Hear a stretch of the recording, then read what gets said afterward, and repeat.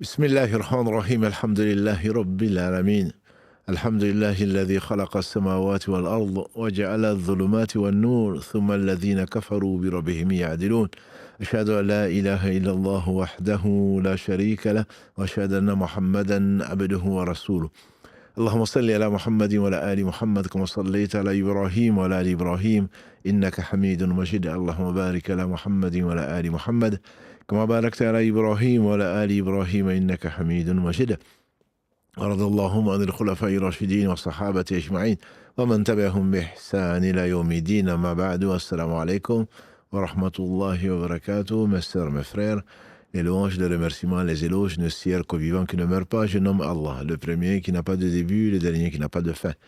L'apparent, le dominant sur toute chose, le subtil, le bien informé, le miséricordieux par essence et par excellence, celui qui a créé les cieux et la terre sans besoin, celui à qui tout revient, celui qui par miséricorde a créé Adam alayhi salam et de lui a fait sortir son épouse pour compléter donc le projet de vie avec son épouse Ève, qu'Allah bénisse donc ce prophète, qu'Allah bénisse tous ses enfants qui ont suivi le droit chemin grâce à Allah subhanahu wa ta'ala. Un jour meilleur qu'aujourd'hui, le prophète alayhi salam, quand il est monté pendant l'Isra le Mi'raj, le voyage nocturne, il a passé le salam quand il est arrivé avec l'ange Gabriel, il a passé le salam à un homme au premier ciel.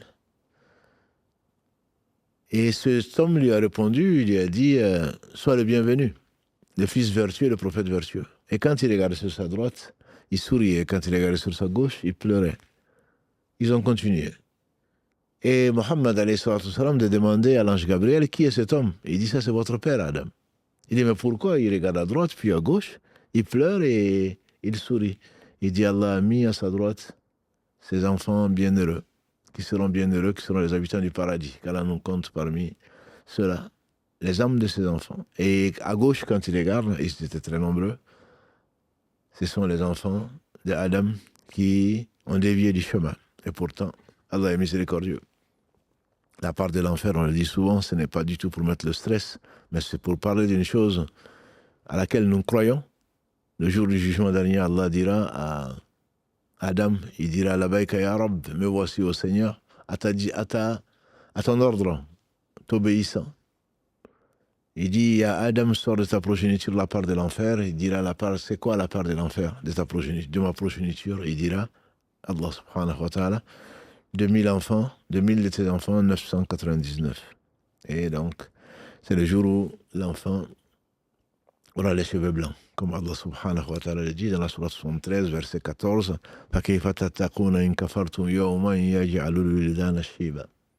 comment est-ce que vous oserez mécroire le jour où le bébé aura les cheveux blancs? Et bien sûr, les compagnons du prophète sallam ont eu très peur, parce qu'ils croyaient en ce jour, contrairement à beaucoup d'entre nous. Ils croyaient en ce jour en réalité. Et qu'Allah bénisse celui qui disait, celui qui croit en Allah au jour du jugement dernier. C'était un facteur tellement important. Ibn Mas'ud, d'ailleurs, qu'Allah l'agrée, l'un des premiers compagnons du prophète sallallahu alayhi wa sallam, il disait aux épigones, la deuxième génération, vous connaissez beaucoup de hadiths, plus que nous, beaucoup de Coran peut-être, lui connaissait le Coran par cœur, mais la différence entre nous et vous, c'est que nous croyons au jour du jugement dernier. En effet, celui qui croit au jour du jugement dernier se doit de préserver ce cœur. Comme l'a dit le prophète sallallahu alayhi wa sallam dans le hadith de Nu'man ibn Bashir, Al-halal bayin wa al-haram bayin.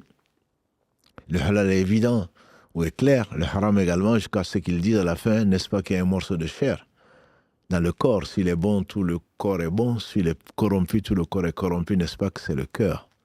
Et donc, c'est de cette corruption dont nous parlons depuis maintenant 9 épisodes. Et ce 9e va nous parler d'une maladie du cœur, qui est la passion, donc charnelle. Il n'y a pas de tabou dans l'islam, on parle de choses qui sont réelles, et Allah seul sait combien ça a amené le malheur dans beaucoup de couples.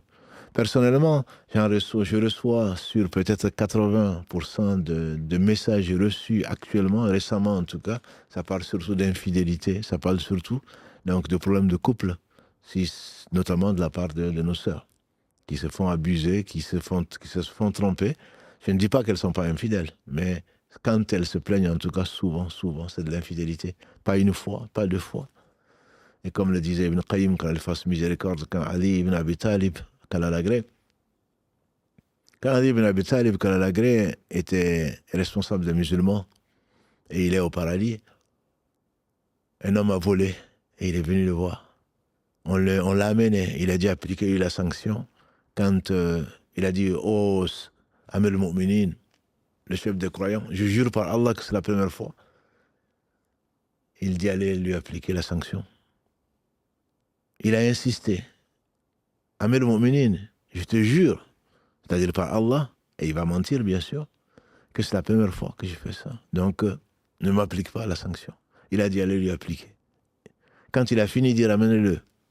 Quand il l'a ramené, il dit maintenant que la sanction a été appliquée, dis-moi, est-ce que c'est la première fois?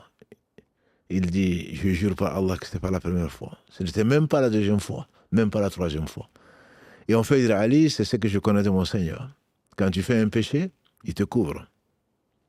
Et tu refais le péché et il te couvre. Et si tu persistes, il te dévoile. Et qu'Allah nous fasse miséricorde. Et Allah revient voir celui qui revient vers Allah, subhanahu wa ta'ala. Qu'Allah nous pardonne nos péchés, mes frères et sœurs. Rien n'est caché à Allah. Il est omniscient. Il voit tout, subhanahu wa ta'ala. Et ce n'est pas parce que tout le monde fait ce qu'il fait que cela va. Il aurait besoin d'anges ou quoi que ce soit pour lui rapporter ce que nous faisons. Il sait absolument tout et de la façon la plus parfaite. Qu'on craigne Allah, tout simplement, qu'on le craigne. Et donc, dans sa miséricorde et dans sa perfection, il est le seul parfait. Allah subhanahu wa ta'ala a créé un instinct qui est inné, donc c'est la passion charnelle.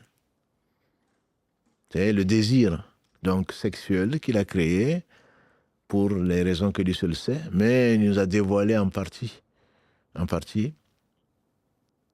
quelques sagesses en particulier, comme les gens sensés le disent, s'il n'y avait pas cette attirance de l'homme pour la femme et vice-versa, il n'y aurait pas de progéniture. Contrairement donc au monde végétal, par exemple, qui se reproduit autrement, contrairement aux anges qui ne se reproduisent pas, l'espèce animale ou les espèces animales ont besoin de la copulation pour enfanter, pour maintenir cette progéniture. Et donc, Allah sait, cette attirance n'est pas du négatif. Heureusement qu'il y a ça. S'il n'y aurait pas ça, l'homme ignorait la femme ignorait l'homme, et les êtres allaient disparaître les uns après les autres. Si Allah qui n'a besoin de rien, s'il avait voulu, il nous aurait sanctionné par cela. Et donc il rend stérile qui veut, certes. Il donne à certains des hommes ou des garçons et à d'autres des filles ou le mélange des deux. On en est souvent très content et tout en oubliant que ce sont des charges et une vraie épreuve. Donc la vie et la mort ont été créées par lui, comme vous le savez, verset 2 de la sourate 67, pour nous mettre à l'épreuve. Donc ce désir est très certain et fait partie des sagesses d'Allah subhanahu wa ta'ala. Parce que non seulement parce qu'il est parfait, il a créé en nous un besoin physiologique. La preuve, c'est que même ceux qui ne sont pas mariés vont ressentir ce besoin-là et par sa miséricorde, il peut y avoir des rêves qu'on dit érotiques ou autres qui leur permettent des rêves qui leur permettent de retrouver un certain équilibre physiologique, physique également, parce qu'on en a besoin. Et ceux qui se privent, contrairement à ce que Allah a recommandé, de ceux qui se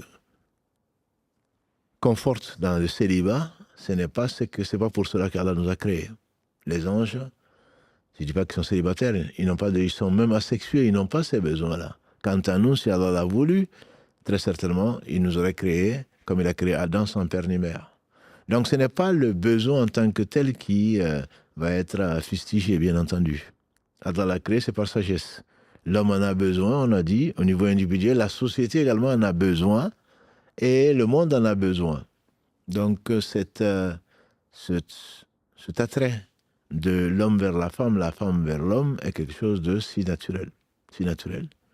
Et Allah y invite, bien qu'il n'ait besoin de rien. Il se décrit, subhanahu wa ta'ala, dans les premiers versets, notamment le premier de la sourate 4, que le prophète sallam incluait souvent dans son rappel de la crainte d'Allah subhanahu wa ta'ala, tant pendant le prêche du vendredi que le prêche qu'il faisait pour le mariage. Ya ayyuhan nasu taqu rabbakum alladhi khalaqakum min nafsin wahida wa khalaqa minha zawjaha wa batha minhuma rijalan kathiran wa nisaa wa taqullaha alladhi tasaaluna bihi wal arham inna Allaha kana alaykum raqiba. Premier verset de la sourate 4. Ô vous les humains, ô humains, craignez votre Seigneur qui vous a créé d'une seule âme, c'est Adam alayhi salam, d'elle son épouse, et c'est notre conviction.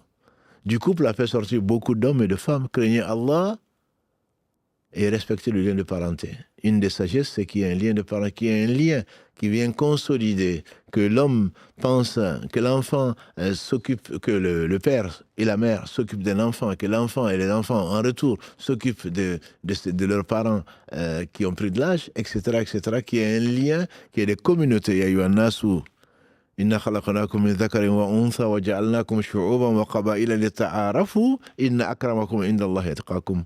Ô vous les gens, dit-il, subhanahu wa ta'ala, dans sa parole incréée, le Coran, verset 13, la sourate 49, ô vous les gens, nous avons créé d'un homme et d'une femme, c'est-à-dire Adam et Ève, et vous avons réparti en groupes et en tribus afin que vous entreconnaissiez.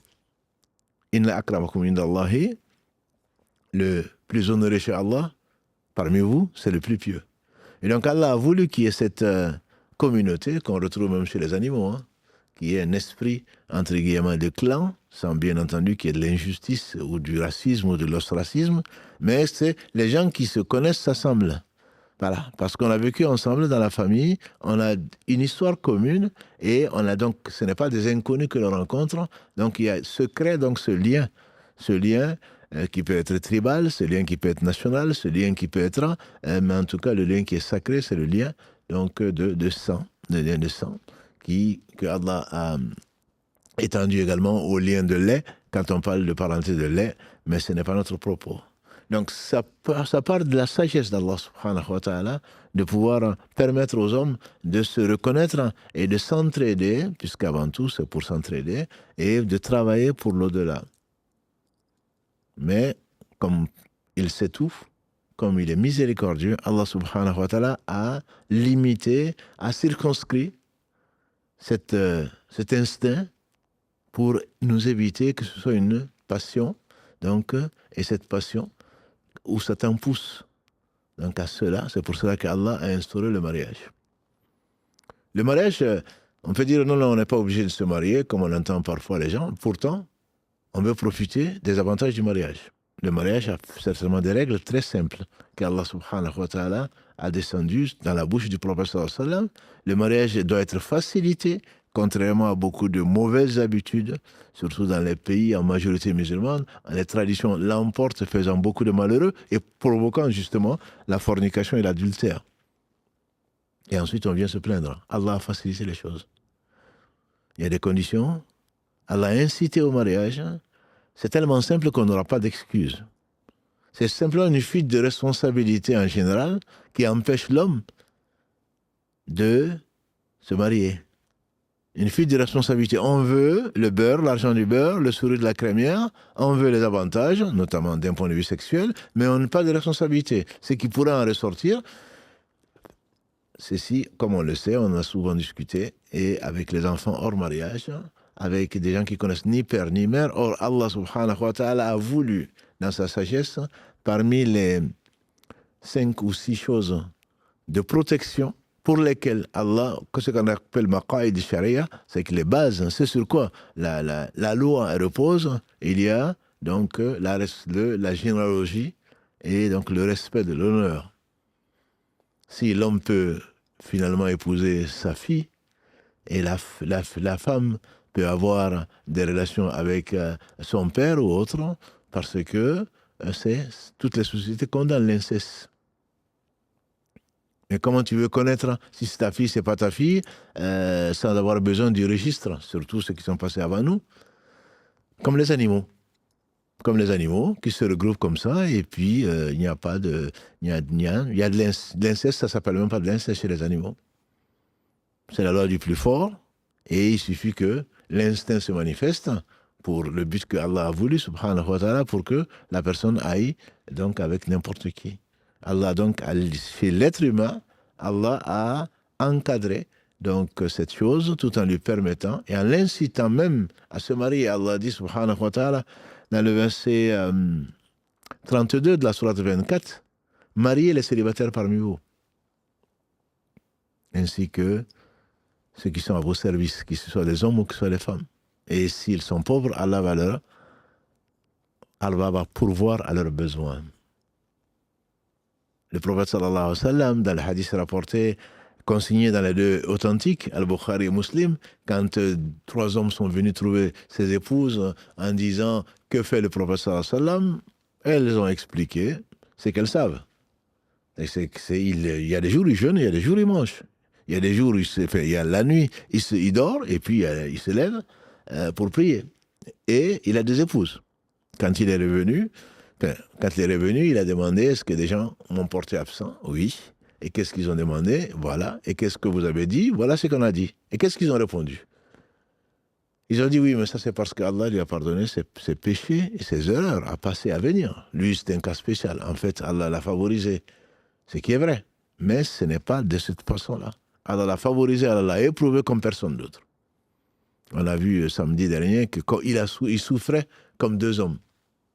Le simple fait de recevoir la révélation, si on peut dire le simple fait, pendant 23 ans, vous ne pouvez pas imaginer comment c'était dur. Allah a purifié son cœur pour qu'il puisse accepter. On sait notamment que lors du voyage nocturne, pour qu'il puisse supporter, pas le voyage, pour qu'il puisse supporter ce qu'Allah allait lui montrer du paradis, de l'enfer, etc.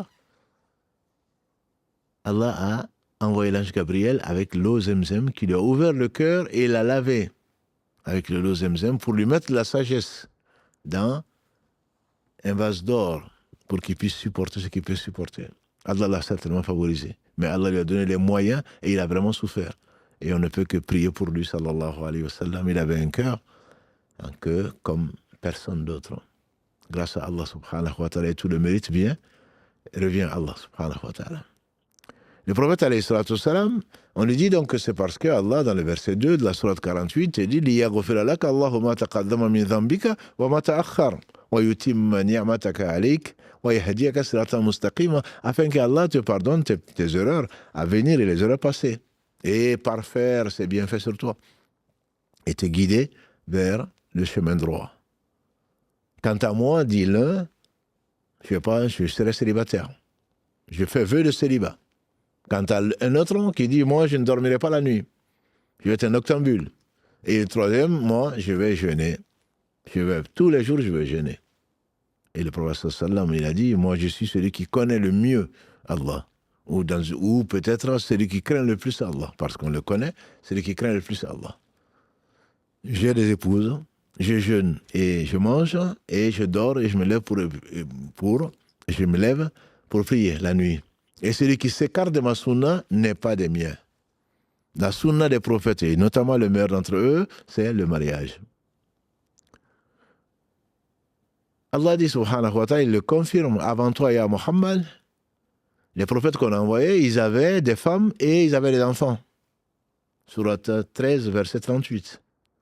Donc la sunna, c'est de se marier. C'est pas parce que si je me marie, je vais avoir des soucis, etc., etc. Ça fait partie de la vie. Des soucis, tu en auras de toute façon. Mais contrairement à ceux qui se sont imposés le vœu de chasteté et qui ne se mariaient pas, hommes ou femmes, qui ont dédié leur vie à Dieu, Allah en parle dans le verset 27 de la sourate 57, Al-Hadid. وَرَحْبَانِيَةً ابْتَدَعُوهَا مَا كَتَبْنَا عَلَيْهِمْ إِلَّا ابْتِغَاءَ رِضْوَانِ اللَّهِ وَمَا رَأَوْهَا حَقَّ رِعَايَتِهَا. Ceux qui sont imposés comme vœu de célibat ou comme ascétisme, ce n'est pas nous. Ce n'est pas nous qui leur avons imposé ça. Ils l'ont fait en recherchant l'agrément d'Allah. Mais ils ne l'ont pas observé comme il faut l'observer. Si Allah avait voulu, on serait tous des anges. Le problème ne se serait même pas posé. Allah nous a créés de la meilleure façon. Il nous a permis des choses, il nous a tout permis sauf ce qu'il nous a interdit.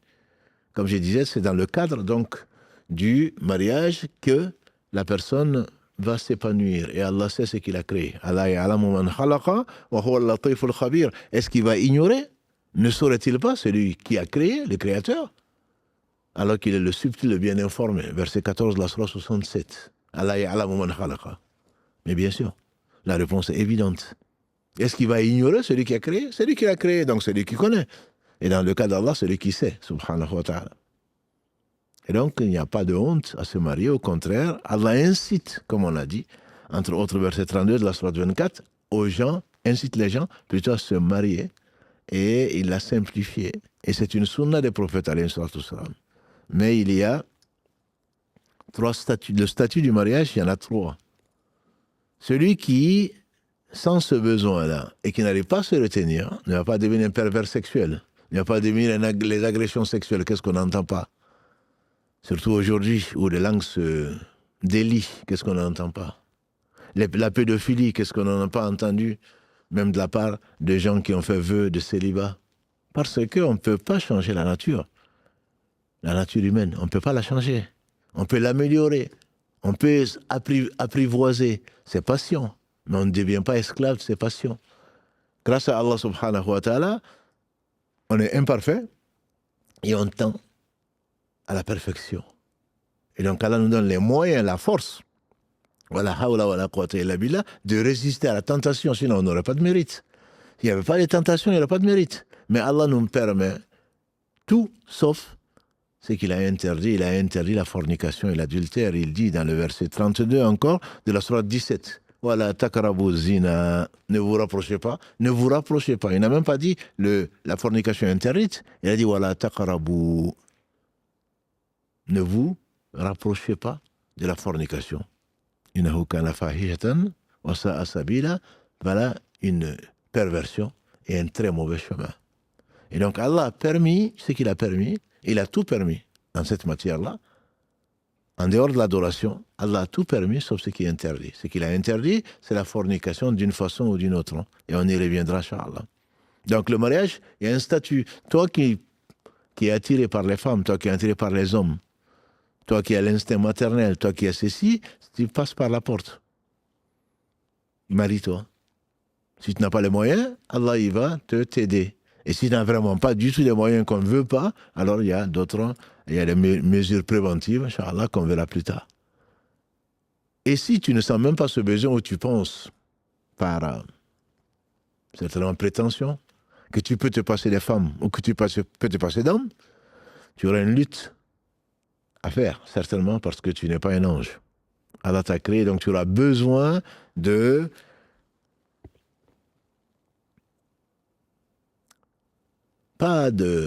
Tu auras un besoin de nier la vérité, de lutter contre toi-même, contre la nature, pour pouvoir arriver à cela. Mais peu vont y arriver. Peu vont y arriver. Parce que naturellement, tu as des instincts à satisfaire. Et si tu dois, tu le sens, tu peux, alors ça devient une sunna. Ça devient une saine nature que de te marier si tu as les moyens, si tu peux en tout cas. Et on doit te faciliter cela. Par contre, si tu n'as pas la capacité de satisfaire une femme ou la capacité de satisfaire un homme, ça te devient interdit. Voilà les 3 statuts. Soit ça te devient une obligation, comme la plupart des gens, soit une sunna au moins, une pratique qui est recommandée, ou une interdiction parce que tu es tout simplement incapable de satisfaire une femme, par exemple, ou une femme, comme on l'a vu samedi dernier, qui ne veut pas satisfaire les désirs de son mari. Là, on n'a pas à se marier. On ne se marie pas que pour ça. Mais c'est la voie que Allah a indiquée pour satisfaire ses besoins naturels. Voilà, ça en fait partie. Cette sexualité est naturelle. On la voit parce qu'Allah l'a imposée dans un certain nombre de règnes. Donc ça, c'est les 3 statuts. Il y a des conditions bien sûr à remplir, on ne va pas revenir sur les conditions de mariage. Il y a des droits et des devoirs, et elles ont certainement sur nous des devoirs, des droits, comme elles ont des devoirs, et vice-versa. L'homme a des devoirs, la femme a des devoirs, et donc on ne va pas revenir sur ces devoirs-là, mais les devoirs communs sont bien plus nombreux que les devoirs spécifiques que les hommes vont rechercher. Les devoirs communs, bien entendu, c'est l'amour, c'est le respect, c'est l'entraide, c'est le secours. Et donc, ne serait-ce que ça, et il faut pouvoir se reposer sur une épaule. Et le but n'est pas que sexuel, contrairement à ce que l'on peut entendre et lire et même penser, surtout chez les jeunes. Non, le but, c'est d'aller vers Allah. C'est pour cela que tous les fantasmes dont on parle, c'est qu'on a oublié l'essentiel. On n'a pas été créé pour vivre ici. On a été créé pour l'au-delà. L'éternité sera soit le paradis, qu'Allah nous l'accorde, par miséricorde, soit l'enfer, qu'Allah nous préserve des conséquences de nos péchés, des injustices. Et donc, quand on se marie, le prophète sallam ne nous a-t-il pas dit, dans ce qui a été authentifié, d'après Abu Huraira, qu'Allah l'agrée, dans les deux authentiques, on épouse une femme pour 4 raisons. Sa beauté physique, son argent, sa généalogie et sa morale, qui est la beauté, donc, intérieure, qui est celle pourquoi puisses-tu ne pas connaître le bonheur si tu ne choisis pas celui-là. Comme le mauvais casting. On le reconnaît, hein.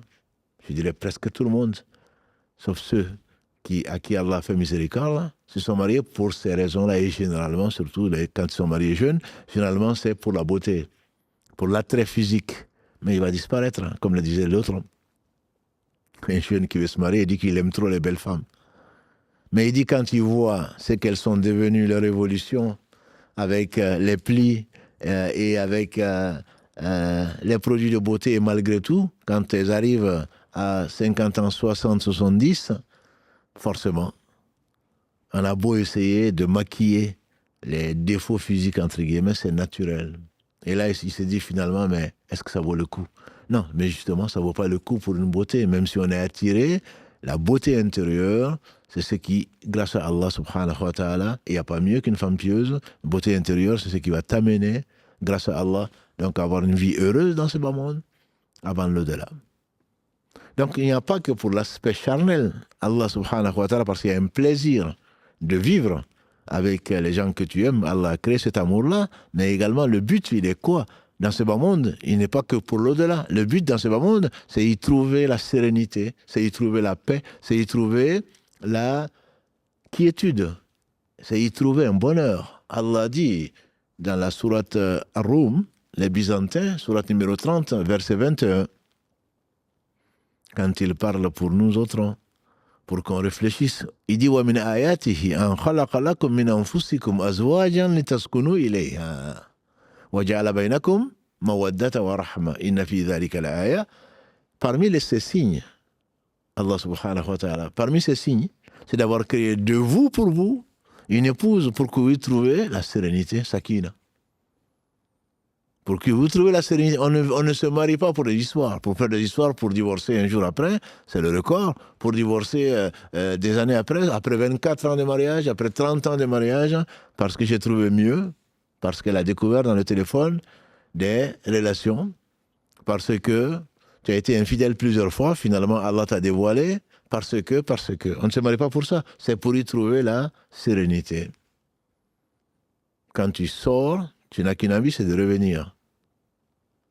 Que tu ailles au travail, que tu ailles à satisfaire un besoin quelconque, nécessaire, parce qu'Allah a rendu nécessaire, ne pas vivre que de tendre la main, ou d'arnaquer les gens, que tu ailles chercher la subsistance pour toi et pour ta famille, quand ton souci, ou plutôt, dès que tu sors, ce que tu recherches, c'est le moment où tu vas revenir retrouver, donc les personnes que tu aimes, pour retrouver la paix, pour te reposer, pour repartir à nouveau, donc en lutte dans cette vie d'ici-bas, jusqu'à ce que tu rencontres celui qui t'a créé et tu seras pas déçu.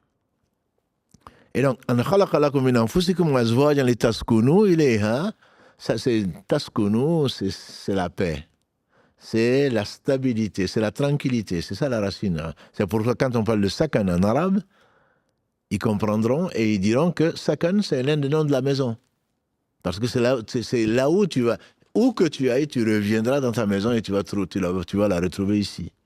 Même si la terre tourne, tu vas la retrouver. Donc, sakan, c'est là où tu vas te reposer, c'est là où tu vas retrouver la paix. وَجَعَلَ بَيْنَكُمْ مَوَدَّةً وَالرَّحْمَةَ. Il a mis entre vous l'amour ou l'affection, comme on traduit, mawadda. C'est pas le hub. Mawadda, c'est l'attirance, c'est l'affection. Wa-rahma et la miséricorde. Pour simplifier, on pourra parler de l'affection étant ce qui est dans ton cœur, que tu le dises ou pas, mais ça se manifeste bien entendu l'affection. Rahma, ce sont les actes qui traduisent l'affection. La miséricorde, comme l'a dit le prophète, Irham man fil ard, yarhamakum man fis sama. Faites miséricorde aux gens qui sont sur la terre, et celui qui est au ciel, au-dessus de sa création, va vous faire miséricorde. Il est le véritable miséricordieux. Même ce que tu ressens vis-à-vis de ton épouse, vis-à-vis de ton époux, vis-à-vis de tes enfants, vis-à-vis de même la compassion, tout ça procède du centième de sa miséricorde depuis qu'il a créé, celui qui a tout créé. Donc, la terre et les cieux, jusqu'à ce que la terre et les cieux reviennent vers lui.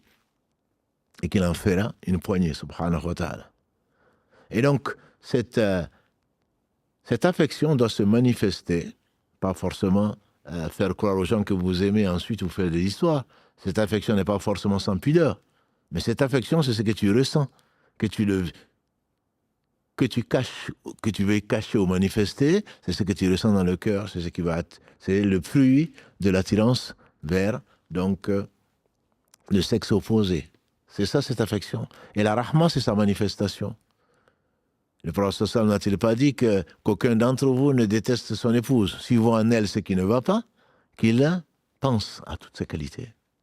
C'est comme la bouteille à moitié vide. Moi, je dirais même pas à moitié vide. La bouteille qui est pratiquement pleine, mais toi, tu ne vois que ce qui n'est pas rempli. Quand tu regardes les gens, regarde-les et regarde le bon côté.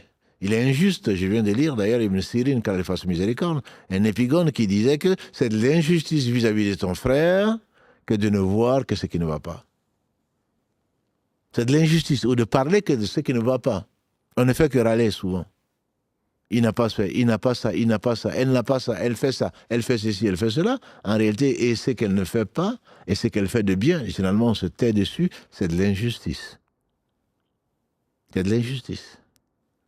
Et donc, dans ces rapports, les droits communs doivent l'emporter, et quand Satan vient, lui, qui préfère le fils, certains de ses fils qui sont chargés de séparer l'homme de la femme, et quand Satan te vient en te faisant voir ses défauts de l'épouse ou de l'époux, alors rappelle-toi qu'Allah subhanahu wa ta'ala lui a donné des qualités. Peut-être que tu n'as même pas, en tout cas que tu n'apprécies pas à sa juste valeur. C'est ce qui vaut d'ailleurs à beaucoup de peupler l'enfer, qu'Allah nous en préserve. Parce qu'Allah n'aime pas les ingrats. Tu fais à quelqu'un tout ce que tu veux, tout ce que tu peux, mais la personne ne voit que ce qui ne va pas. Parce qu'un jour, tu lui as demandé quelque chose, tu as trouvé que tu ne l'as pas trouvé chez la personne, tu oublies toutes ses qualités. Ce n'était pas mon sujet. C'est juste pour revenir à ce cadre merveilleux qu'Allah a voulu. Il a simplifié. Le prophète sallallahu a dit la bénédiction est liée à la somme modique que tu vas donner comme dot. Pas au kilo d'or ou je ne sais quoi d'autre pour que les gens disent que sa fille s'est mariée. Je me rappelle d'un frère qui a épousé une musulmane, puis je ne dirais pas de quel pays, et la dot devait être fixée. Elle me dit la dot c'est 1 kilo d'or. J'ai dit ah bon? Il dit oui, parce que moi mes sœurs sont mariées avec 1 kilo d'or. Dans mon pays c'est comme ça. Et je demande à ce pauvre homme, et tu as accepté? Il me dit oui. Voici un chèque à l'époque c'était en francs, voici un chèque de 10 000 francs en avance. Et bien entendu, on comprend pourquoi, quand la femme est vendue dans ces pays-là, comment les hommes peuvent les considérer comme des esclaves. La dot, elle est symbolique. Elle lui appartient. Allah en a fait une obligation. Une obligation. Elle peut être donnée avant, pendant ou après. Mais c'est une obligation. Ce n'est pas un pilier, d'après l'avis le plus sûr. Les conditions de validité du mariage, c'est avant tout le consentement des deux. Le mariage forcé, le prophète a dit que c'est nul. Ça a valu à l'imam Malik, à la fasse miséricorde, c'est que ça lui a valu, parce que on l'a obligé, on voulait l'obliger plutôt, à dire qu'un mariage qui est conclu même sous la contrainte serait valable. le calife de l'époque voulait en fait obliger les gens à lui prêter serment d'allégeance. Il a dit ce n'est pas valable. Ce n'est pas valable. Et donc le consentement est obligatoire, comme Allah le dit entre autres dans la sourate Al-Baqarah. Ensuite, il faut 2 témoins musulmans qui ont une bonne moralité. Et Allah seul sait qui nous sommes. Et nous sommes imparfaits.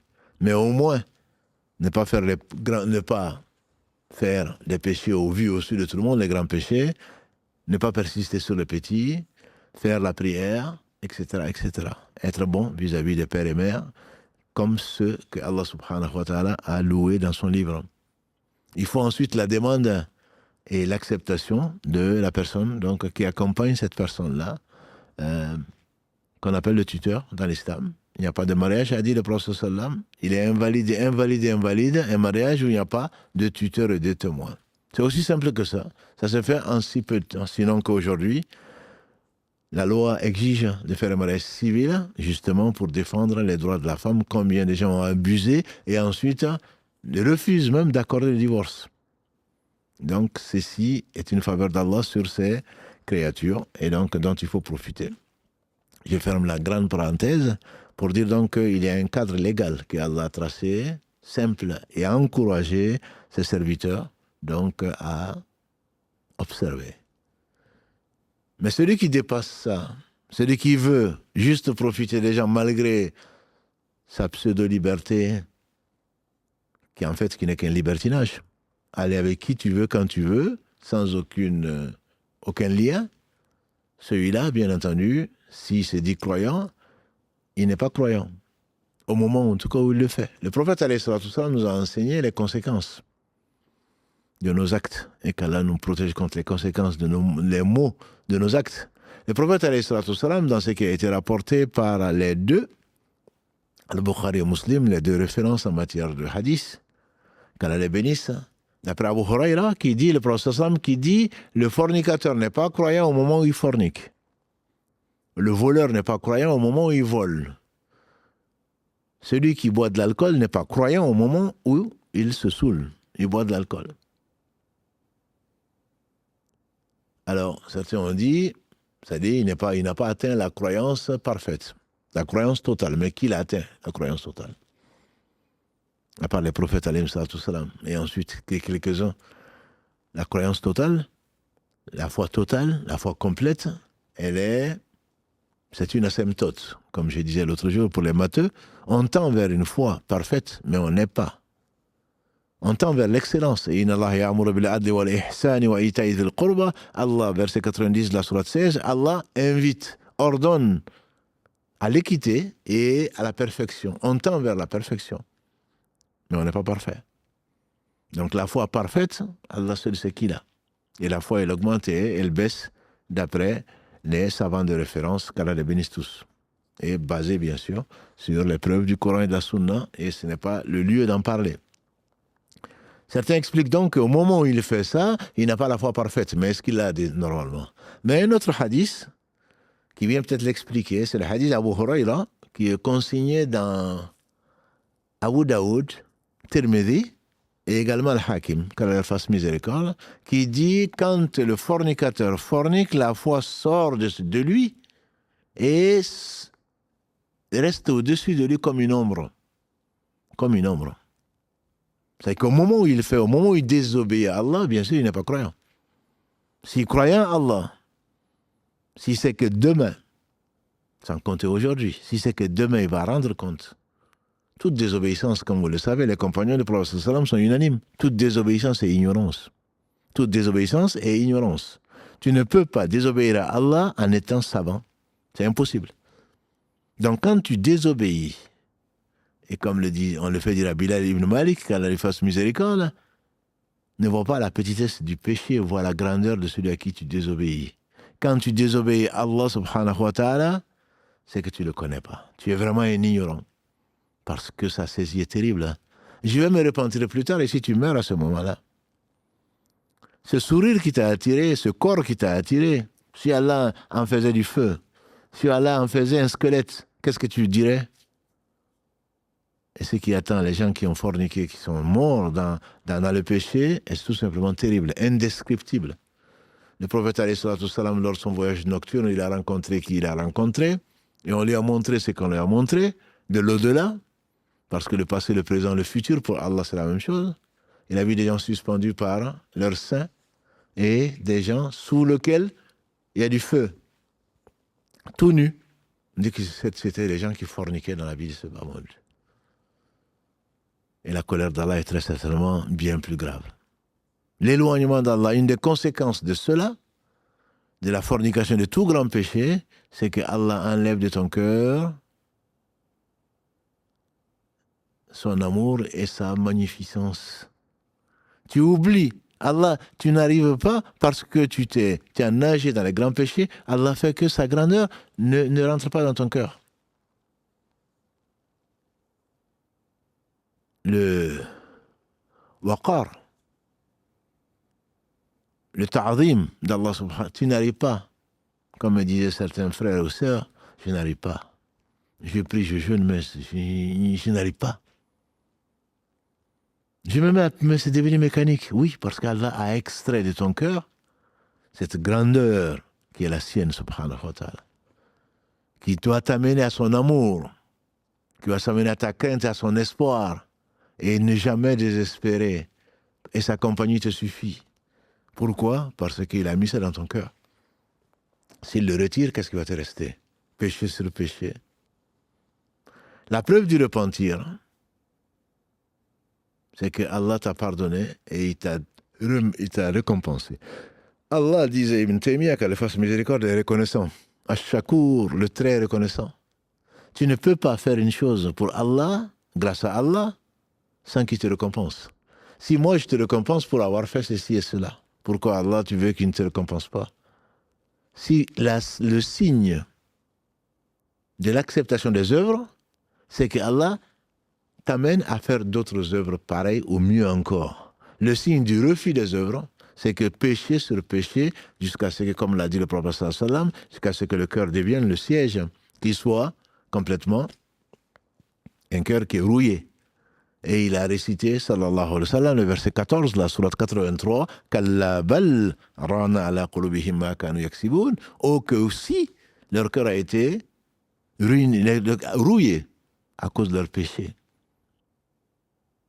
Et donc, à ce moment-là, tu n'as la place, la lumière qu'Allah t'envoie, la lumière de la foi, n'a plus de place. Ne chasse pas les ténèbres des péchés et de Satan. Auquel cas, le cœur devient le siège, donc, de toute caprice, de toute turpitude, et tu finis même de ne même pas en avoir honte. Allah t'enlève la pudeur. Parmi les choses unanimement rapportées des prophètes, comme le disait le prophète sallallahu alayhi wa sallam, si tu n'as pas de pudeur, fais ce que tu veux. Tu n'as même plus de pudeur. On voit les gens marcher, les gens faire comme des animaux dans la rue, ils n'ont même plus de pudeur. Et ça ne te gêne même plus. Ça ne gêne même plus les gens. La pudeur n'apporte que le bien, comme l'a dit le prophète sallallahu alayhi wa sallam. Hadith rapporté par l'imam Muslim. La pudeur n'apporte que le bien. Tout le bien est dans la pudeur. S'il n'y a pas de pudeur, il n'y a pas de bien. Celui qui est privé de la pudeur, il est privé de tout bien. Aujourd'hui, non, vous êtes trop pudique. Est-ce que tu ne sais pas, mon frère, ma sœur, reprends la sourate 7. Quand Satan, dans son plan diabolique, et c'est le cas de le dire, a menti à Adam et Ève pour qu'ils mangent de l'arbre, prends le verset 20 de la sourate 7. Allah dit, il leur a menti, il leur a promis l'éternité s'ils mangeaient de l'arbre pour leur faire voir leur nudité, pour découvrir leur nudité qui leur avait été cachée. Allah leur avait caché leur nudité, justement pour leur éviter de se focaliser sur ça.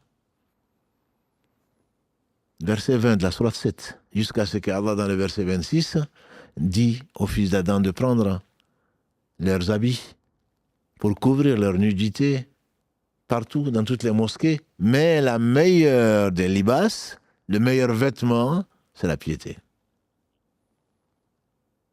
Quand la pudeur s'en va, tout s'en va. Il n'y a plus de pudeur, il n'y a plus rien. n'en déplaise à ceux qui pensent qu'ils sont libres de faire ce qu'ils veulent. C'est un choix de vie qu'ils vont assumer, certainement, qu'ils doivent assumer en tout cas.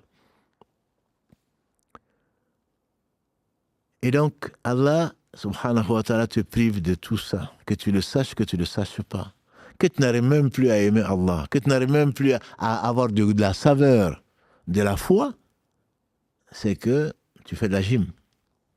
Pour ceux qui prient, bien sûr. Tu t'éloignes de plus en plus d'Allah, parce que Allah t'a laissé t'éloigner. Allah n'a pas voulu de toi, qu'Allah nous en préserve. Et donc ce Seigneur subhanahu wa ta'ala nous a avertis et il a interdit la zina. Wala taqrabu zina innahu kana fahishatan wa sa'a sabila. Verset 32 de la sourate 24. Dans le verset 3 de cette même sourate An-Nur, la sourate 24, la lumière, Allah dit que le fornicateur ne peut épouser qu'une fornicatrice et vice-versa, ou un associateur. C'est qu'Allah t'a éloigné, Allah a éloigné les femmes pieuses et les hommes pieux de cette pratique et même des gens qui pratiquent ça. Le fornicateur ne doit épouser que la fornicatrice. C'est pour cela que souvent la question qui revient, on a fait la fornication avant le mariage, qu'est-ce qu'on fait? Répands-toi, sinon si tu veux continuer dans la fornication, vous devenez des fornicateurs, c'est même pas un mariage, disent les savants. Ce n'est un mariage que parce que tu reviens vers Allah subhanahu wa ta'ala, repentant, en arrêtant, en regrettant, en décidant de ne plus jamais le refaire et en prenant le droit chemin. Les purs pour les purs, avec un nœud et sans eux. Les vertueuses pour les vertueux et les vertueux pour les vertueuses. Voilà ceux qui sont exempts de turpitude. Quant aux pervers, ils sont pour les perverses. Ils sont pour les perverses. Et les perverses sont pour les pervers. Voilà ce qu'Allah a puni dans ce bas monde avant l'au-delà. C'est un concept. C'est à ce à quoi nous croyons. Allah a mis un cadre dans lequel, donc, qu'il faut respecter. Le temps est court. Je vais essayer d'aller plus vite. Et donc, cette passion charnelle, celui qui la suit, forcément va tomber donc dans ce travers. Il va devenir, dans l'islam, quelqu'un qui est un pervers, dont le témoignage ne sera certainement pas accepté. Et qui, s'il le fait en plein jour, devant tout le monde avec des témoins, a la sanction qu'Allah subhanahu wa ta'ala nous dit. Et dans tous les cas, Allah l'a éloigné, c'est encore pire. Donc il y a des mesures qu'Allah subhanahu wa ta'ala nous donne, des mesures préventives. Mieux vaut prévenir que guérir, dit-on. Mieux vaut prévenir que guérir. L'une des mesures les plus efficaces, c'est de baisser les regards et d'être chaste. Allah dit dans le verset 30 aux hommes, ensuite dans le verset 31 aux femmes.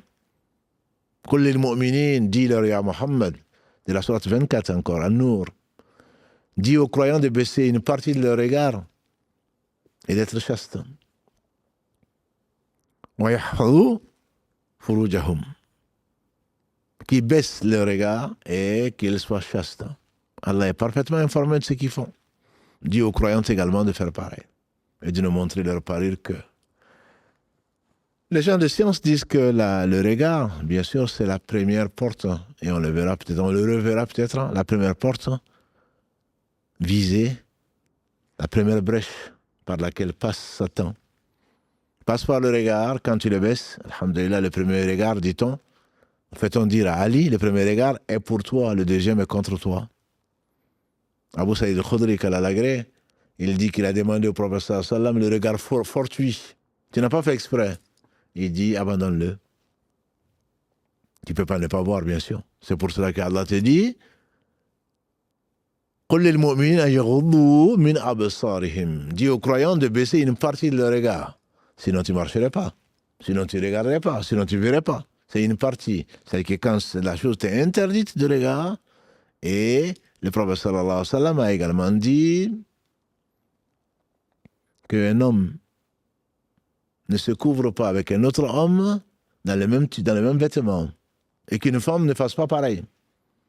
Et on sait qu'il a ordonné aux enfants, il nous a ordonné plutôt aux parents, d'enseigner la prière aux enfants à 7 ans. Et à 10 ans, d'être plus sévère et de les séparer au lit. Voilà une mesure préventive. Parce qu'à partir de 10 ans, il se peut que cet instinct naisse et Allah sait ce qu'il a créé. Ça ne veut pas dire qu'il fasse chambre à part, qu'il fasse lit à part, en tout cas qu'il ne soit pas couché sous le même drap. Et on sait ce qui peut se passer même entre les enfants, dans un internat ou pas, même dans une chambre, Dieu seul sait ce qui peut s'y passer et les parents sont là pour témoigner de ce qui se passe, s'ils sont avertis en tout cas. Donc tout ça sont des préventions. La prévention, c'est également de ne pas, c'est que Satan a voulu faire montrer à Ève et à Adam les parties donc intimes qui n'appartiennent qu'à eux et qui ne partagent que le mari et la femme. Pas l'esthéticienne, ni quoi que ce soit.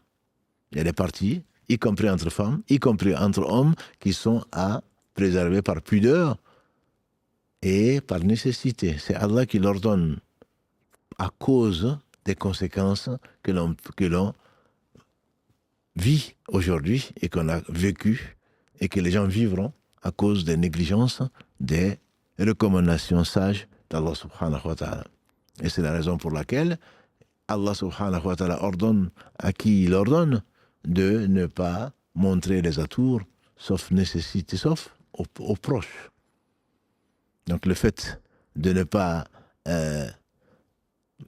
inviter d'une façon ou d'une autre, inviter, soit par des démarches, soit par des voies qui ne sont pas celles qui sont naturelles. Allah dit au prophète sallallahu alayhi wa sallam, aux femmes du prophète sallallahu alayhi wa sallam, verset 32 de la sourate 33 à l'Ahzab, de ne pas être trop complaisantes dans leur voix. Pourquoi? Pour que celui au cœur malade, c'est pour ça que je vous parle de maladie, celui au cœur malade, c'est Allah qui l'appelle. Maladie fi qulubi marad. Celui qui a le cœur malade ne penche pas vers la perversité et ne les convoite pas. Ceci est vrai pour les femmes du prophète sallam, c'est vrai pour les autres aussi. Donc toute attitude qui va amener vers la séduction, même on le dirait non, c'est inconscient, non, c'est pas voulu. Allah sait que c'est voulu, puisqu'Allah t'a mis en garde contre les conséquences de ce que tu ne sais pas. Allah sait et toi tu ne sais pas. Ensuite, si tu veux désobéir, si tu veux faire ce que tu veux, il suffit d'assumer les conséquences. Mais ne fais pas le surpris, ne fais pas la surprise. Moi, je me connais pas, c'est de la prétention. Tu ne te connais pas. C'est Allah qui sait qui tu es.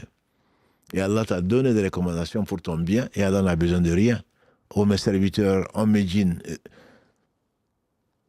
si vous avez le cœur aussi pervers que le plus pervers d'entre vous, on pense en Satan, cela n'amènerait rien à mon royaume. Si Allah le dit, Abu Dhar, qu'Allah l'agrée, rapporte ce hadith Qudsi du prophète sallam, hadith qui rapporte de son Seigneur subhanahu wa ta'ala, consigné dans l'authentique des musulmans, qu'Allah lui fasse miséricorde. Et donc ça, ce sont des mesures préventives, ce ne sont pas les seules. Le prophète alayhi salatu wassalam, dans ce qui a été rapporté par Abu Huraira, consigné dans l'authentique de l'imam muslim, il dit, il y a une part de fornication qui est liée au fils d'Adam, qu'il ne pourra pas éviter. Il dit, la fornication des yeux, c'est le regard. On dit encore le regard, donc volontaire posé sur ce qui est interdit de regarder. Il ne s'agit pas du premier regard. Fortuit. Mais celui-là, il faut le détourner, si tu ne veux pas aller plus loin. Le regard, il a dit, la fornication des oreilles, c'est l'écoute. La fornication de la main, c'est le toucher. La fornication du pied, c'est marcher vers cet objectif-là. Et le cœur, il espère.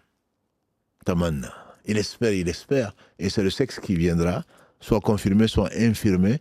Donc, cette démarche, s'il n'y a pas de résolution. Et Allah a fait de la foi la barrière principale.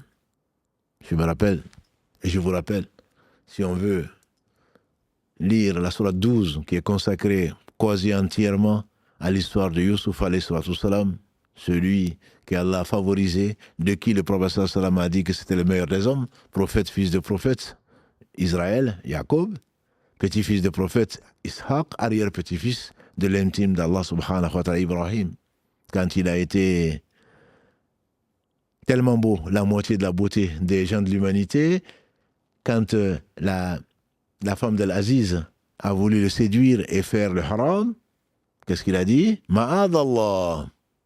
Je demande protection auprès d'Allah. Ça, c'est la foi qui se manifeste dans ces moments-là, comme ça se manifeste dans tous les moments, mais surtout ce moment-là.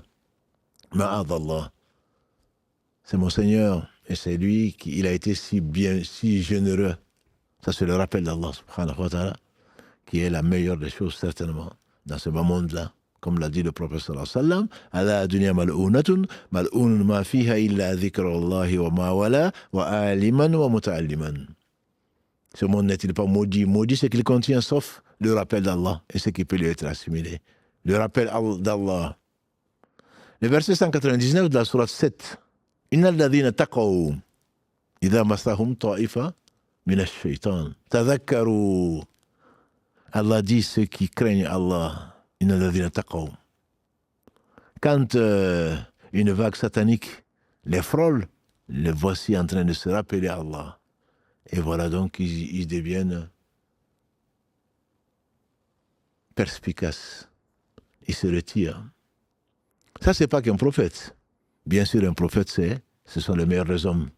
Vous vous rappelez peut-être de cette histoire rapportée par Abdallah ibn Omar, qu'Allah l'a ainsi que son père, dans un rapport consigné dans les authentiques de Al-Bukhari et Muslim. Abdallah ibn Omar rapporte que le prophète sallallahu alayhi wa sallam nous a dit qu'il y avait 3 voyageurs.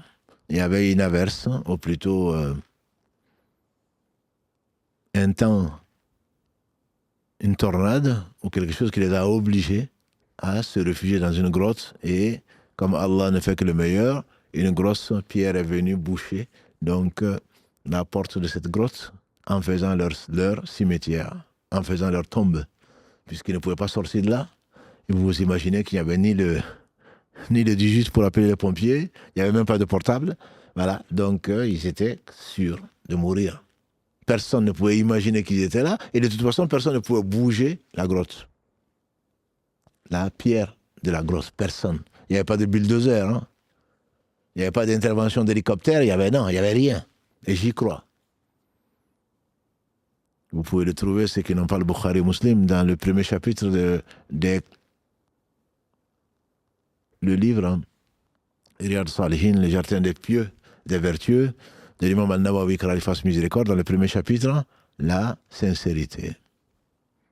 Parmi les 3 par lesquels Allah a voulu leur faire miséricorde et que la pierre a bougé complètement, même dans une version, il y a bien sûr la piété filiale. Il y a également quelqu'un qui a été rigoureux et juste dans les transactions. On lui a confié quelque chose et qui n'a pas voulu détourner et il a rendu. Mais ce qui m'intéresse aujourd'hui, c'est la personne qui dit « Oh mon Dieu, j'avais une cousine que j'aimais comme un homme peut aimer une femme. Et je lui ai proposé la fornication, elle a refusé. Profitant du fait qu'elle était dans le dénuement, elle est venue me dire « Je suis dans le dénuement, prête-moi ou donne-moi des choses. » Et je lui ai dit « Oui, je te le donnerai à condition que tu acceptes de faire l'interdit. » Elle a fini par accepter parce qu'elle était dans le besoin. Et au moment où j'allais franchir cet interdit, elle dit « Crains Allah. Crains Allah et ne touche pas ce qui ne t'appartient pas, ce qui t'est interdit. » Elle dit « Mon Dieu, je me suis levé et je lui ai laissé ce que je lui avais donné. » Donc le prix de la prostitution. Je lui ai laissé ce que je lui avais donné et je suis reparti. « Mon Dieu, si je ne fais ça que pour toi, fasse que la grotte s'ouvre. » Dans une des versions, la grotte s'est ouverte et ils sont sortis. Donc ce n'est pas un prophète celui-là. C'est 3 hommes ordinaires, à part qu'ils étaient croyants. Et ils étaient obéissants à Allah subhanahu wa ta'ala. Allah est capable de toutes choses. Comment est-ce qu'une pierre aussi grosse que je ne sais quoi d'autre d'un éboulement, va s'écarter toute seule? Allah est capable de toutes choses. C'est ça la foi. C'est ça la foi. Allah est capable de toutes choses.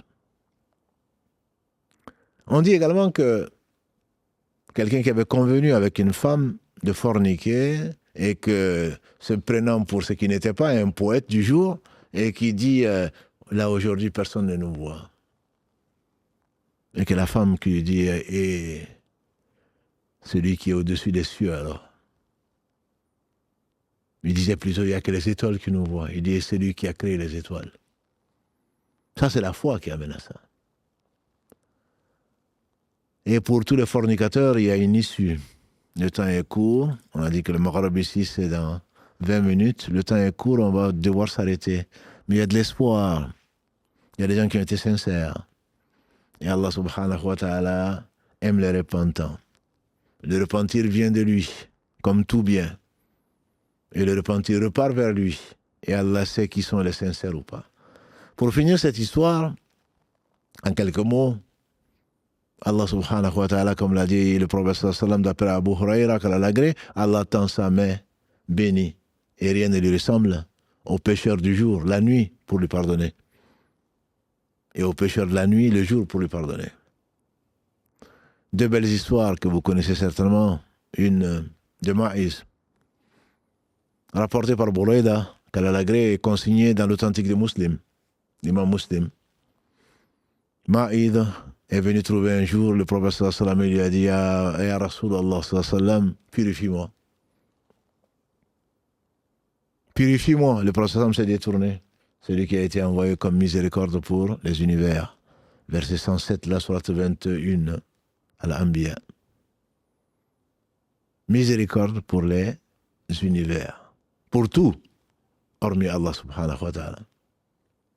Rahmama arsalnaka illa rahmatan lil alamin. On t'a envoyé que comme miséricorde pour les mondes. Il s'est détourné, ne voulant pas entendre, parce que les conséquences, il les savait. Maïd est revenu à nouveau lui dire Ya Rasulallah, purifie-moi. Il s'est détourné. Il a fait ça 4 fois. Et le prophète alayhi salatu wassalam, quelqu'un qui témoigne contre lui-même 4 fois, c'est le témoignage de 4 personnes. Et il a appelé, il a trouvé encore des excuses, sallallahu alayhi wa sallam, pas pour ne pas appliquer la loi, mais parce qu'il espérait que Allah allait lui révéler le pardon de cet homme. Il dit purifie-moi. Le prophète a dit de quoi? Il dit parce que j'ai fait de l'adultère ou j'ai forniqué. J'ai fait de l'adultère plutôt, puisque l'application était différente. Il a appelé des gens de sentir sa bouche. S'il avait bu, s'il était ivre. Peut-être qu'il parle comme ça sans responsabilité. Peut-être qu'il parle parce qu'il est ivre et il n'est pas maître de lui-même. Ils ont senti sa bouche, ils ont dit ça ne sent pas l'alcool. Il a dit quels sont les gens qui le connaissent, qui viennent de la même tribu, sont présentés. Il dit est-ce qu'il est fou? Non, il n'est pas fou. Alors le prophète sallam a demandé aux gens d'aller appliquer ce qu'Allah a révélé dans ce cas-là. Et 2 ou 3 jours encore, les gens en parlaient. C'était la une. Les gens discutaient encore. Allah l'a couvert. Allah a voilé ce péché. Pourquoi il est venu se dévoiler devant tout le monde pour mériter ce qu'il a eu? Et le prophète sallam est sorti, il n'y a pas de hasard, il a dit, de quoi vous discutez? Vous discutez peut-être de Maïs? Ils ont dit oui, effectivement. On diverge, là on se demande, il a dit Maïd, le repentir qu'il a mis dans son cœur, que Allah a mis dans son cœur, qu'il a amené à sacrifier sa personne, elle suffirait à pardonner à un inspecteur des impôts qui détourne de l'argent. Cet autre, rapporté également par Boureda, qu'Allah l'agrée, consigné dans le même authentique de l'imam muslim, qu'Allah lui fasse miséricorde, ainsi qu'à ses enseignants, et remonté jusqu'au meilleur des hommes, sallallahu alayhi wa sallam. Cette femme qu'on appelle la femme de Ramidi, hein, elle est venue trouver le prophète sallallahu alayhi wa sallam en disant purifie-moi, applique-moi la loi d'Allah. Et il s'est détourné. Elle a dit tu veux faire comme avec Maïs? Donc c'était la même période. Et elle avait entendu parler de ça. Tu veux faire comme Maïs, mais trouver des excuses. J'ai effectivement forniqué et je suis enceinte. Le meilleur des hommes, sallallahu alayhi wa sallam, celui qui ne le connaît pas ne peut pas l'aimer. Ceux qui le calomnient, qu'il revienne vers Allah avant qu'il ne soit trop tard. Parce qu'Allah a prévu un châtiment douloureux pour cela, dans ce bas monde et ou dans l'au-delà. Et la promesse d'Allah, certainement, la menace d'Allah est prête à s'accomplir. Mais il est miséricordieux. Le prophète, alayhi salatu wassalam, qu'est-ce qu'il dit à cette femme? Vas-y, jusqu'à l'accouchement. Cette femme va partir. 9 mois après, je dirais, elle reviendra. Elle va dire, maintenant j'ai accouché. Applique-moi la loi d'Allah subhanahu wa ta'ala. Et qu'est-ce qu'il va dire, sallallahu alayhi wa sallam? Cet enfant a besoin de toi. On imagine qu'il n'y avait pas de lait maternel à l'époque et qu'il n'avait pas trouvé non plus de nourrice. Elle va repartir 2 ans après, elle va revenir avec l'enfant dans les bras et avec du pain. L'enfant est en train de manger du pain. Ça veut dire qu'il est autonome. Applique-moi la loi d'Allah. On va prendre cet enfant, le confier à quelqu'un de la tribu, on va lui appliquer la loi d'Allah. Et voilà que... Ensuite, le prophète va prier sur cette femme. Et Omar ibn Khattab va lui dire, Ya Rasulallah, tu pries sur une fornicatrice, ou plutôt une femme qui a fait de l'adultère. Et on lui fait dire, sallallahu alayhi wa sallam, et le hadith authentique, à Omar, la foi qui a amené cette femme jusque-là, pratiquement 3 ans. Le regret continue. Elle veut le repentir, elle n'est pas tranquille. Parce qu'elle croit à Allah, croit au jour du jugement dernier, le repentir, la sincérité qu'a amené cette femme. Si elle était repartie sur 70 personnes de Médine, ça leur aurait suffi. Ça leur aurait suffi. 70 personnes, je dis encore, comme je le dis souvent, ce n'est pas nous. 70 personnes de Médine, les meilleurs compagnons du prophète sallam, ceux qui l'ont secouru, ceux de qui Allah a été satisfait. لقد رضي الله عن المؤمنين والسابقون أولون من المهاجرين والأنصار والذين تبعوهم بإحسان رضي الله عنهم ورضوا عنه. Verset 100 de la sourate 9. Les premiers parmi les gens qui ont émigré, de même que les gens qui les ont reçus à Médine, Allah a été satisfait d'eux. Et ils ont été satisfaits d'Allah, leur Seigneur. 70 personnes comme ça. Le prophète sallam a dit, sont les meilleurs hommes après les prophètes. C'est pas toi, c'est pas moi. C'est 70 personnes de ceux-là. La foi, la sincérité de cette femme ou de Maïs, et là, dans la sincérité de cette femme, dans ce cas précis, c'était mieux. Si elle était répartie sur 70 Médinois ou Ansar, ça leur aurait suffi. Et Allah est miséricordieux. Et on ne connaît même pas le nom de cette femme. Et Allah subhanahu wa ta'ala, juste voulu donner un exemple, ce n'est pas une prophétesse. Il n'y en a pas. Ce n'est pas un prophète. L'histoire n'a même pas retenu son nom. Et avec cela, Allah l'a aimé. Malgré cela, Allah dit dans le verset 222 de la sourate 2, Inna Allah yuhibbu tawabin wa yuhibbu al-mutatahhirin. Allah aime les gens qui viennent repentants et Allah aime les gens qui se purifient. Car Allah nous compte parmi les gens qui se purifient. Des fautes, on peut en faire. Et cette passion charnelle a amené combien de gens à la défiance. Des gens qui voulaient le pouvoir, des gens qui avaient un auréat, des gens qui avaient une renommée et je ne sais quoi d'autre. C'est connu, hein? C'est une méthode très connue. Quand on veut descendre quelqu'un, on le pousse au péché de chair. Quand on veut amener quelqu'un aux confidences, c'est pour ça qu'on parle de confidence sur l'oreille. Pas avec sa femme, bien sûr, mais avec une autre. Qu'on va pousser à avoir des relations. Et sur l'oreiller, il va confier les choses qu'il ne confierait pas en temps normal, parce qu'il n'est pas dans son état normal. Cette passion qui va emprisonner sa raison, qui va amener les personnes à faire ce qu'Allah a interdit, alors qu'Allah a tout permis sauf ce qu'Allah a interdit. Il n'y a qu'au paradis, et Allah parle. Allah nous promet. Lahum fiha azwajun mutahhara wa hum fiha khalidun. Verset 25 de la sourate 2, Allah décrit la vie paradisiaque. Parmi cette vie, pour l'agrémenter, il y a les épouses. Il y a des époux, il y a des épouses. Allah parle des houris qui on a mis des commentaires pour des gens qui ne connaissent pas Allah. Pourquoi il n'y a pas de pudeur dans le Coran? Si, Allah te parle d'une réalité. Autant tu as été heureux ici, mon frère. Autant tu as été heureuse, ma sœur. Dans ce bas monde, il y a des moments où tu as été heureux en famille, au moins on l'espère. Eh bien là-bas, ce sera encore mieux. C'est pour cela qu'Allah te parle de sa promesse, c'est vrai, qu'il y aura des houris. Fi maghsiratun hisan. Entre autres dans la sourate 55, Ar-Rahman. Et il y en a bien d'autres où Allah te parle de ça. Hurun ain, kamthali lu'lu, il maknoun. Quand il t'en parle, c'est parce que tu as vécu toi au moins. Tu as choisi un époux, une épouse, par qui Allah subhanahu wa ta'ala t'a apporté de la joie, eh bien sache qu'au paradis sera bien mieux. Et ce n'est pas parce que tu as glissé, tes pas ont glissé, qu'Allah t'a éloigné de ce paradis plus vaste que les cieux et la terre. Simplement, il faudrait arrêter. Il faudrait regretter.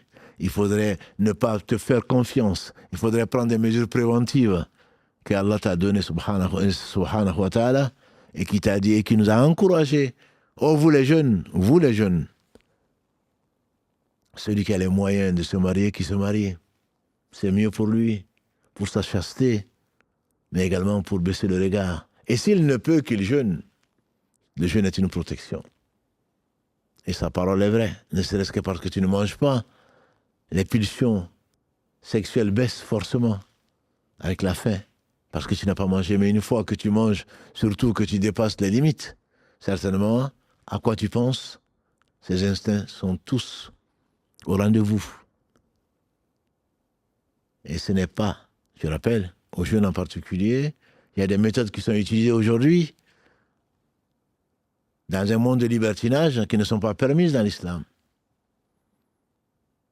Je veux parler de la masturbation. La quasi-totalité des savants, à partir des versets 5 à 7 de la sourate 23 et des versets 29 à 31 de la sourate 70. والذين هم لفروجهم حافظون إلا على أزواجهم أو ما ملكت أيمانهم فإنهم غير ملومين. Ceux qui se contentent de ce qui est permis avec leurs épouses, ce que les mains possèdent, là ils ne sont pas blâmés.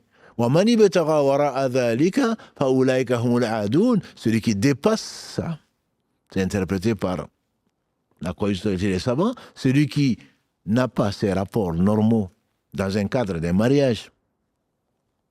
Alors, ce sont des gens qui ont dépassé la limite, donc ils sont dans le péché. C'est les mêmes termes, c'est les mêmes versets que l'on trouve dans les versets 29 à 31 de la sourate 70 et les versets 5 à 7 de la sourate 23, les croyants. C'est comme ça qu'Allah décrit les croyants.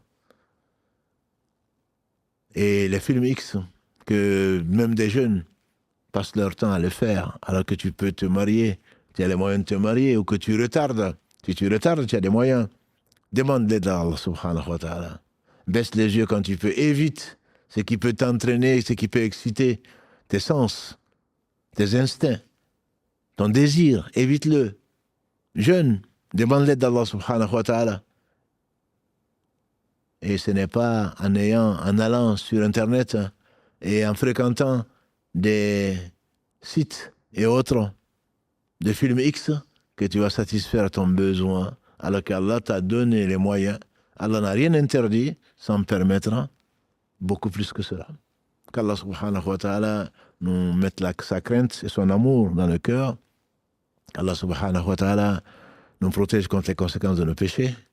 Si le désir et l'instinct sexuel est une réalité qui n'est pas niée dans l'islam et qu'il ne faut pas non plus anéantir ou ignorer, ou fin d'ignorer, il y a des limites qui ont été fixées. Tout est permis sauf ce qui est interdit. Qu'Allah subhanahu wa ta'ala nous éloigne de ce qu'il a interdit pour notre bien, qu'il nous rapproche de ce qu'il a autorisé, recommandé, a fortiori qu'il a ordonné pour celui qui a le besoin, et il a mis à son service. Subhanahu wa ta'ala, lui qui a tout créé, tout ce dont nous avons besoin et bien plus.